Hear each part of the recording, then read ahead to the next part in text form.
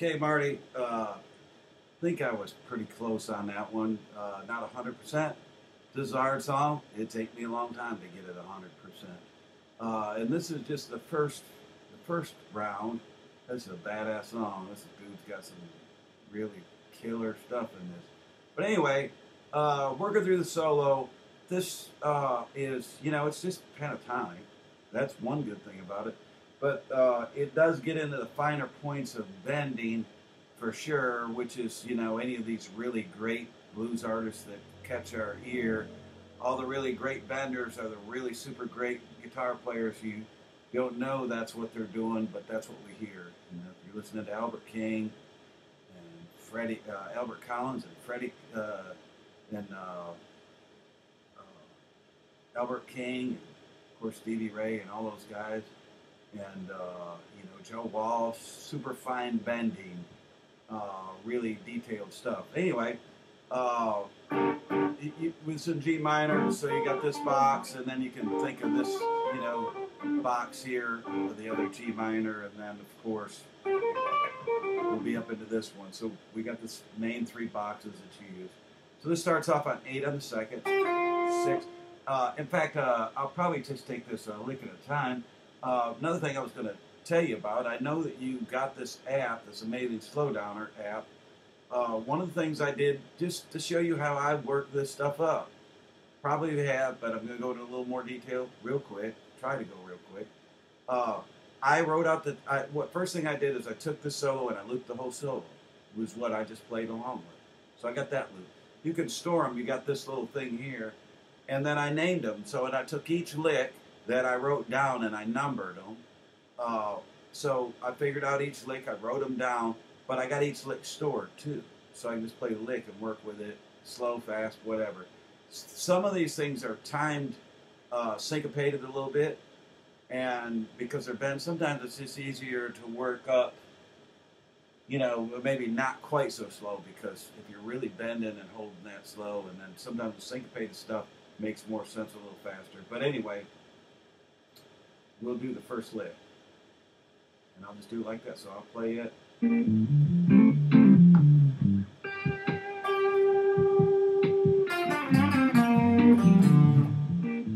So this is just on the second string. I'm using these two fingers. I always think these fingers mostly, but that's 8/6. And then we're going to go jump down to 7 with my third finger, and then move down to your third position, so your third finger's now here on the 5th. You're going to bend it up, and then pull it back down and play it. So 3, and then there's a pause there. And then you got a 5, and a 5, which fits right around your book.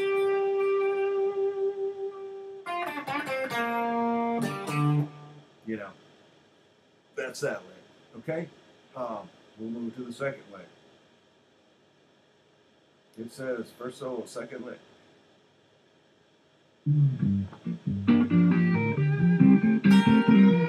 that one again.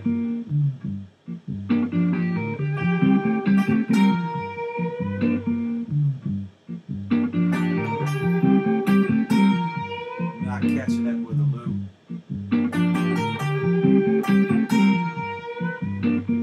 Okay, this is just based around like your D minor shape. This is 7, 8, 7 on the third, 8, 6 on the first, back 8. Which really is just a G minor chord. Then you hit that, you hold it, hit it again. Now we're going to bend the 6 on the first string up slow. Now, if I was maybe on my Telecaster with 9s on there, I could I can probably do it on this guitar. This guitar's got 10s on it, and this guitar is not like the guitar to bend strings on, really. So I jump down, and I'm going to change positions and use all three, because it's a slow bend, too. He does some of that. I'm sorry. And it's a whole bend. Then the next note, the next phrase is just a really quick little lick. There's really not much to this. I probably shouldn't even have done it like this, but I did. Bam, boom, boom. So that's again, it might be doing it at the 6th. I'm going to do it at the 7th, because now I can do it with my middle finger. It's just real quick.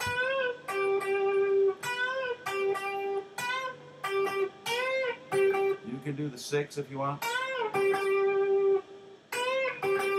It's not going to make that big of a difference, but actually, without playing with the track, it sounds a little better to me like that. But, and he may or may not be doing it like that. See, if you just hit the note, it's not really about the bend in that one so much. So there's your first 3 licks. The 4th one, I probably could have broke into 2 licks for sure, but I did it just as one, because they were kind of close together. So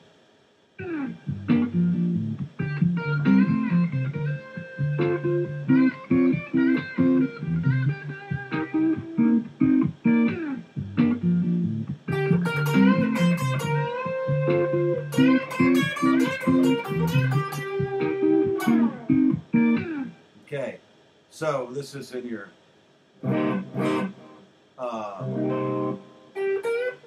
it's kind of interesting.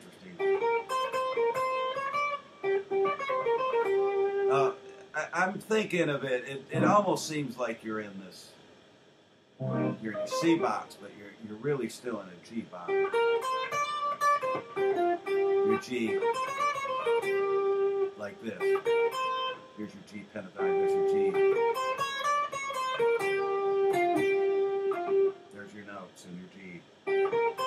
Pentatonic and blues scale. I did that lick a long time ago, but anyway. So we're gonna play 8. We're gonna play 11 on the 2nd string, and then bend it a full step and play it. Play the 8 twice. Play the 2nd again. So that would have been, if I was to split this lick into 2 parts, that would have been the first part. And sometimes I tend to want to go straight to the 11 here, you know, bend it up, but that's the first 3 notes. Now, the next note's debatable, but basically what we're going for is we're going for sound. But it's, I'm going to just say bend the 11. You can do the 10 if you wanted to bend it up a whole step. But I just say, because we're at the 11, just bend the 11 a half step.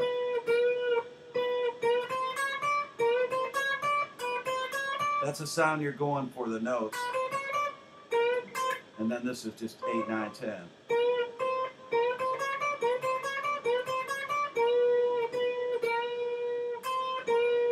That's where the fine playing gets into doing half step, whole step, step and a half, 2 steps. So this lick goes, I'm going to slow it down. And then it finishes off with another full step bend. And then 8 on the first string, do a lot of that. It makes it a unison bend. And then 11, 8, again on the 2nd. Another 11 bend. 8 twice, and then play that 10th fret, 3rd string. Again, this is your pentatonic G minor, you know, in this box, which we use, but it's a little different. So that fourth lick.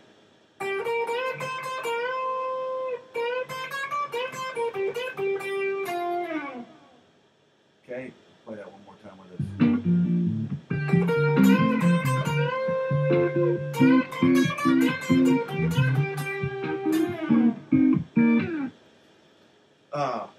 There it is, man. Really great lick.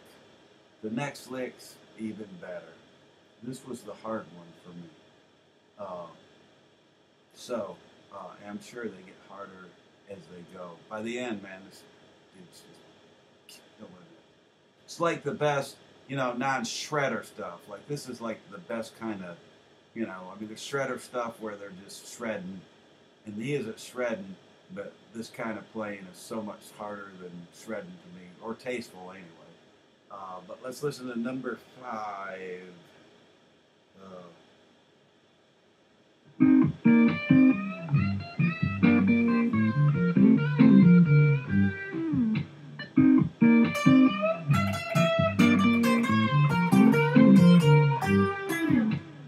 I made it sound easy, didn't I? I kind of nailed it. It was a hard lick. So again, we're in this G minor box. Slow bend up. A crying bend up. And now that's about a step up. Maybe just keep going. But we're going to a step and a half. So your 10, we're going to that note. So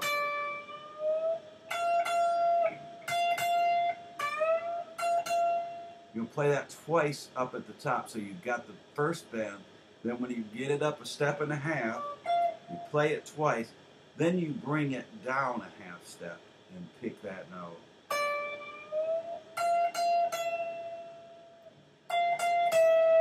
That should put it as close to the notes as you can sound like. So.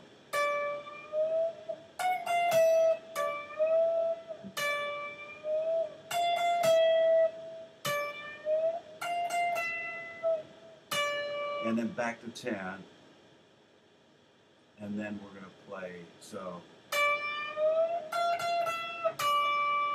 see how I'm doing all that I'm doing all that on the 10, like I'm doing 1, 2, 3, 4, like 5. I'm doing 6 notes, just playing the 10th fret, but I'm getting like, 4 different tones. So, bend twice, step and a half away, whole step away, back to the original one, pick it again, and then we're going to 5, then we're going to 8. So anyway.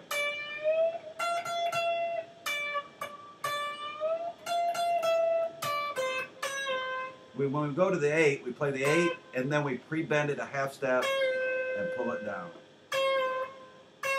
Or somewhere as close to get at. Use your first finger because you probably can't bend it to a whole step like that, so I wouldn't worry about overbending it. And then we're going to play on second string 11, 8, 11, bend up. 8 on the first, 11 on the 11, 8, and then it really sounds like this note, the 9th fret. I kind of don't understand that, but it sounds cool. Like it shouldn't work, but it kind of does. So anyway, so I just got a text from Debbie Davis. Ain't that cool?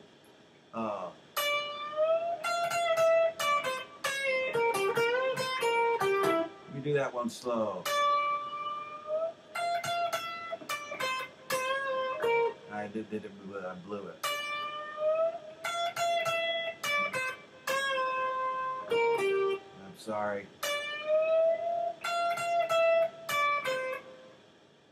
Yeah, kind of got distracted there.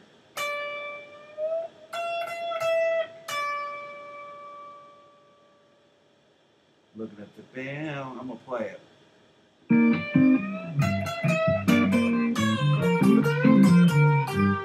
One more time.